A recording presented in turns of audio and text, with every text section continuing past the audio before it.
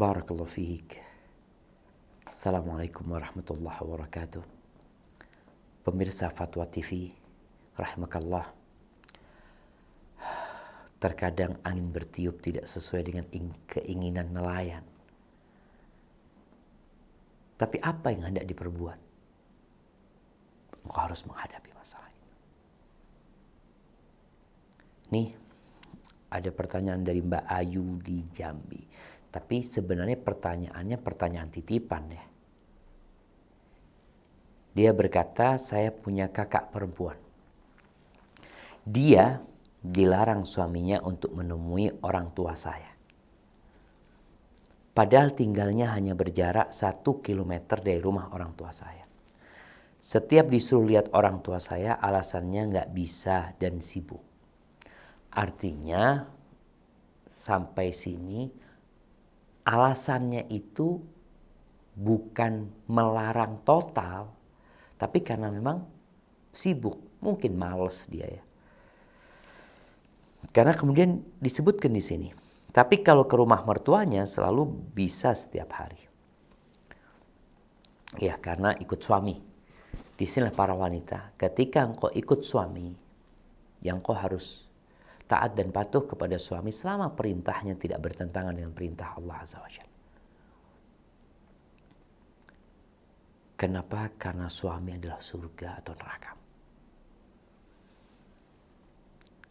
Maka di sini disebutkan kalau ke rumah mertuanya, yakni ke rumah orang tuanya si suami, selalu bisa setiap hari.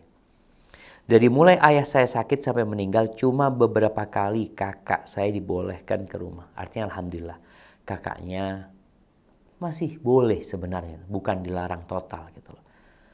Hanya mungkin bicara waktu.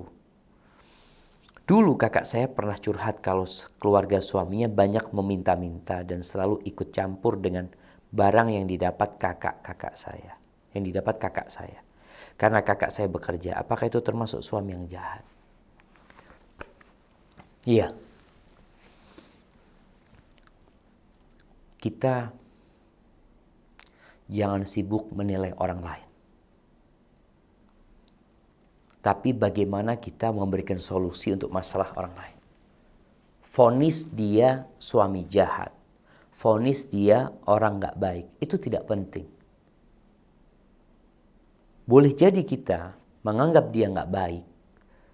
Padahal ada alasan yang kita tidak mengetahui. Contohnya kenapa gak boleh berangkat ke rumah orang tuanya. Apa alasannya? Gitu.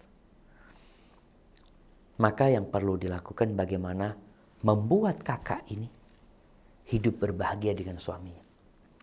Bagaimana dia dapat berbakti kepada suami dan merubah sikap suami.